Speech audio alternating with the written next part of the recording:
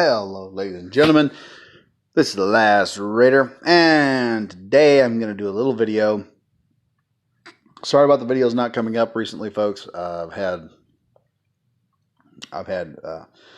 family with medical issues. When I mean medical issues, I mean my kid has been really sick, and we've also had vehicle troubles this week. So it's been very hard for me to sit down and just do a video with all the crap I'm having to do right now. But today, for those of you who don't know, there was a shooting in California. California with the strictest gun laws in the country. But someone has actually come out here and put forth a legitimate question. I'm not going to get political on things. I'm just going to give, like it says on my channel, this is just my 2 cents on random stuff. Excuse me. This guy, Carpe Donktum, I think is his name. I may have butchered that. I am very sorry. Has put forth a question on Twitter. And this is the question that he's put forward. He said, this is a legitimate question. I want to stop school violence as much as anyone. I have 2 kids in school right now. What can we do? Give me an answer that doesn't involve restricting law-abiding citizens while doing nothing to stop criminals from doing illegal things. Okay. If you've ever watched the drills that they do for active school shooting, or active shooter drills that they do with teachers, there's one in particular that's always bugged me. To give you an idea, they put a bunch of teachers inside of a room behind some desks. They give them several buckets full of tennis balls. And they tell the teachers the tennis balls simulate improvised weapons, or improvised projectile weapons, basically. And a guy is going to come in through the door with an airsoft gun that basically fires a plastic pellet with air pressure. And he's going to start shooting at them. And the idea is for them to throw these balls with such vigor and throw them at the shooter that they eventually drive him out of the room with their improvised ammunition. Now, this is considered by law enforcement and many people who have been experts on school shootings as a legitimate tactic. Okay? Send a projectile weapon in the direction of the guy that's breaking into the school and shooting people up, and you'll run him out. My thing is this. They're not the only ones with projectile weapons. And if 5 teachers with tennis balls, or just books, throwing them like a bunch of monkeys in the Congo, is enough to drive one guy off with a gun, then why are we stopping at just enough? Why don't we give them all a 9mm with about 12 rounds of ammunition and 2 extra magazines and let them shoot the guy when he comes in and stop him? Because here's my problem with this. Yeah, if you've got to drive him out, it's good to drive him out for your life. But the threat of the shooter is not eliminated. Best case scenario, he's going to leave you and go find someone else to shoot.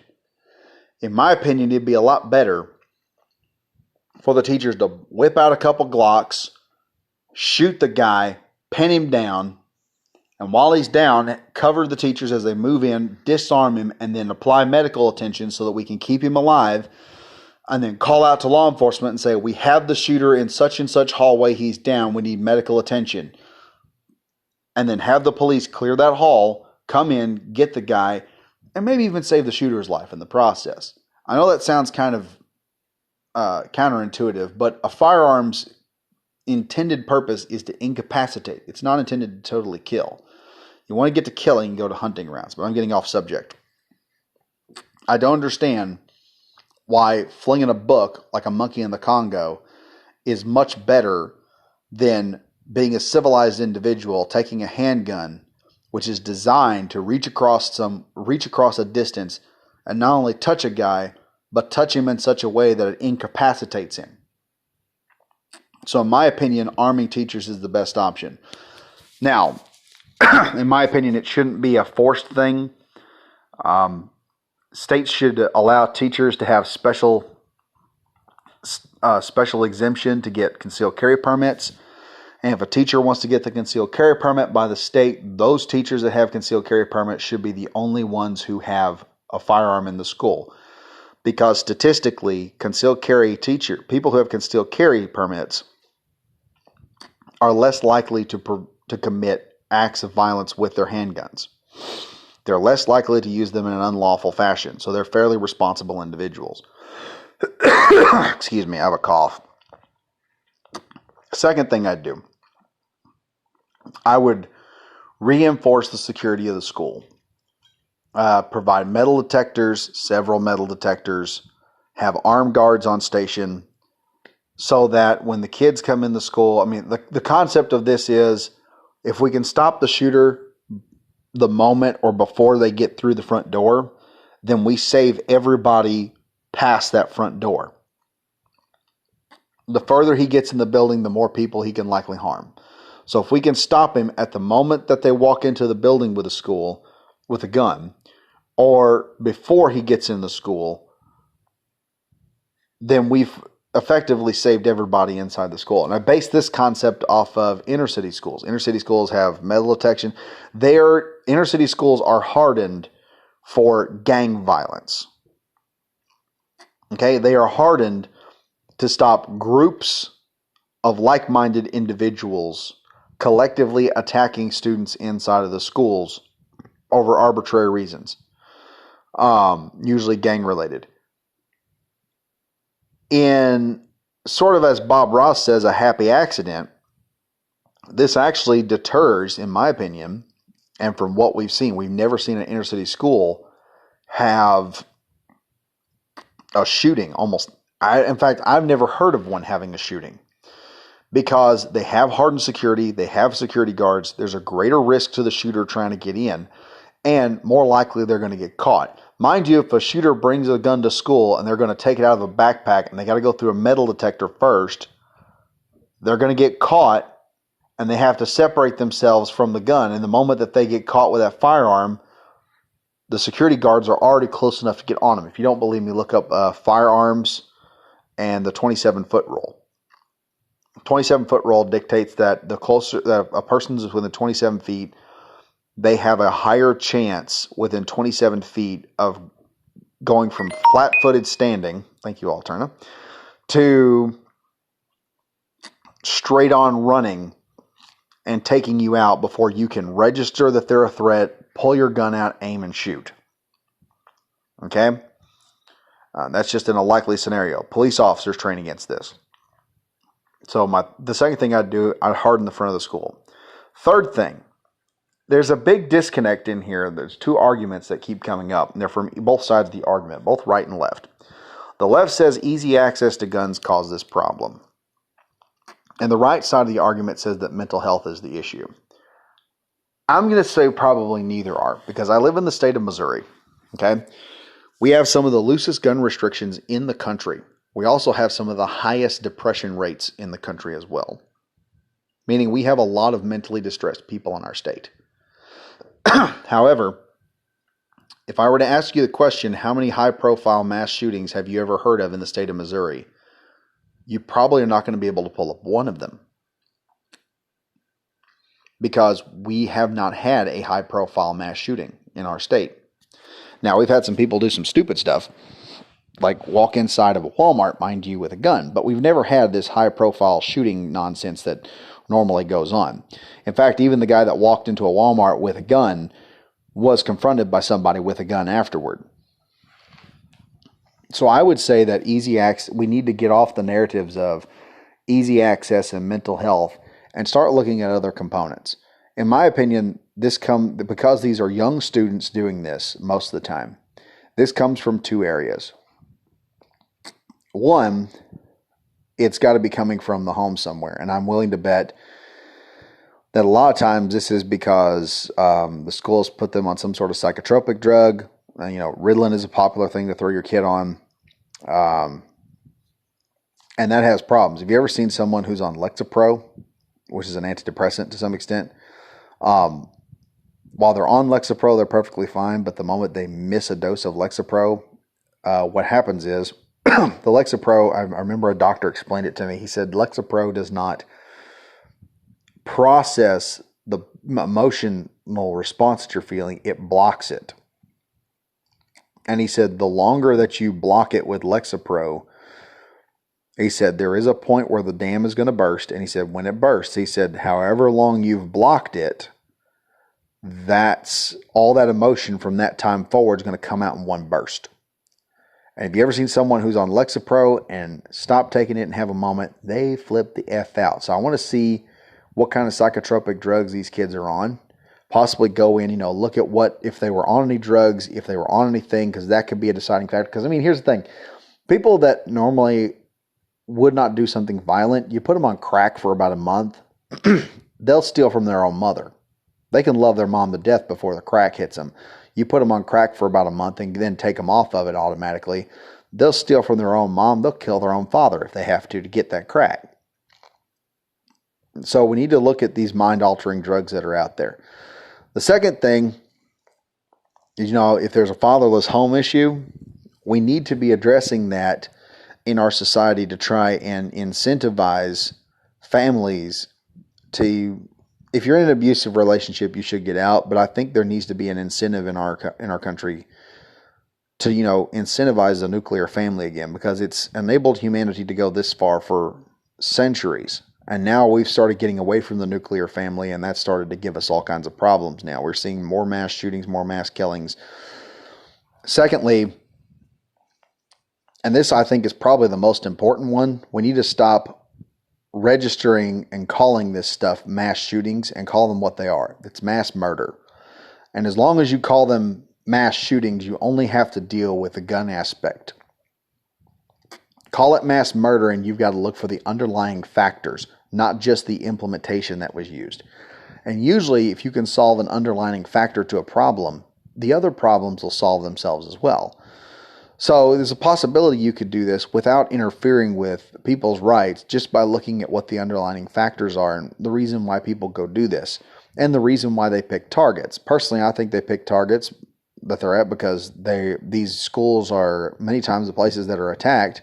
They're gun-free almost all the time.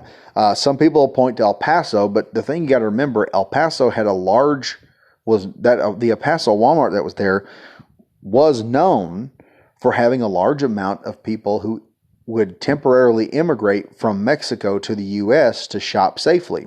Those people immigrating from Mexico come in with no guns.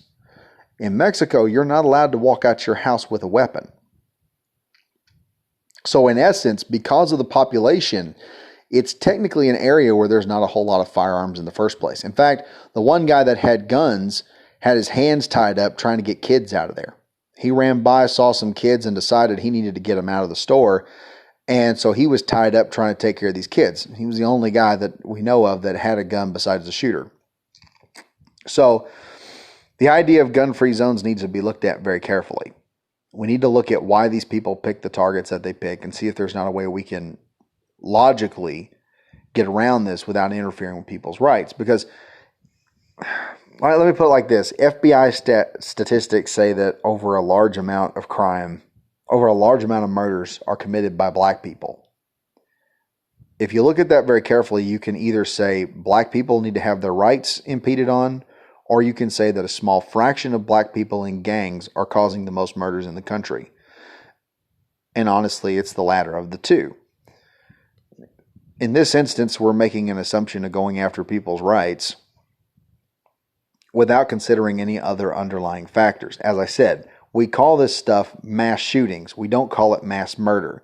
By calling it mass shootings, it makes it seem like the guns are the only problem right now, when in reality, we have mass killings all the time.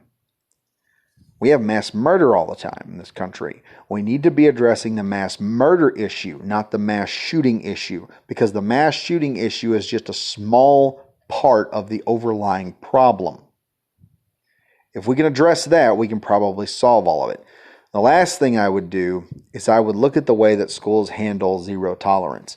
And the way zero tolerance works is if you've got a kid in school and another kid says they're going to fight him and they take the pacifist route and get the crap beat out of them, the kid that beat your kid up gets a suspension. Your child who did not throw a punch, who took the high ground, ended up also getting a suspension. And that's frustrating for a student when doing the right thing and you're still being punished for it. We need to stop zero tolerance, take a look at it, and rework and probably redesign the disciplinary system within inside of schools and how it's operated.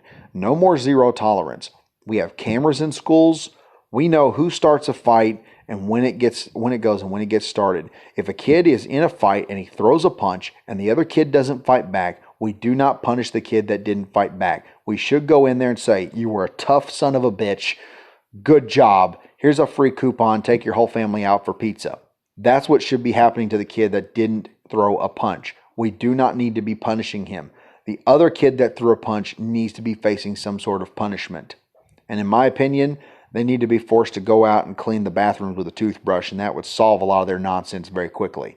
Give them some really hard menial tasks like they do in the military, and that would just fix a whole lot of problems very fast.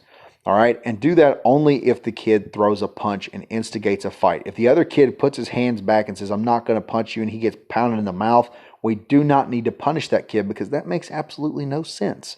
Okay? You want kids to stop violence, but you end up punishing the kid that took the high road and didn't want to be violent.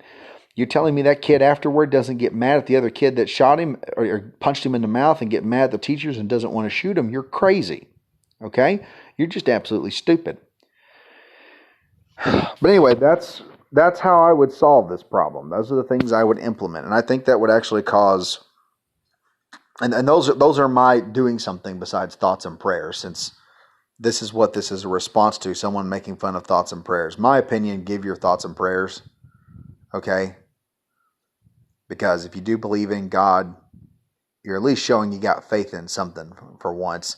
And on top of that, you're at least trying to do something else. Unlike some of these people, the thing that irritates me the most about this argument is the very people who claim that we're doing nothing are the very same people that are holding our kids' safety hostage, saying we will not make your kids safe. We will not try anything else until you give us gun control. So your kid is always going to be dodging bullets until we get the gun control we want, until we get something political, some law we can put up politically that will fundamentally change our nation, that I can sign my name to and have a legacy on. That's what we're going to do. Mind you, my real name is not Raider. And I'm not giving you my real name because I don't want a legacy. I want to save my kids, unlike half the people that are up in Congress. Anyway, folks, I am the last Raider. These are my opinions. If you comment below and let's get this kind of a conversation started, because we need people to start coming up with better options. I want to hear what you people have to say right now, okay? Tell me what you think we should do. Give me your own ideas. Maybe we can put forth a proposal and probably get it to Congress, and maybe the president will back it. I don't know. Donald Trump does some crazy stuff all the time. We might be one of those crazy things he does. But anywho, stay safe, folks. If you like the channel, please like and subscribe. Hit the bell for notification. Stay safe. Keep your head on a swivel. And I'll see you guys next time.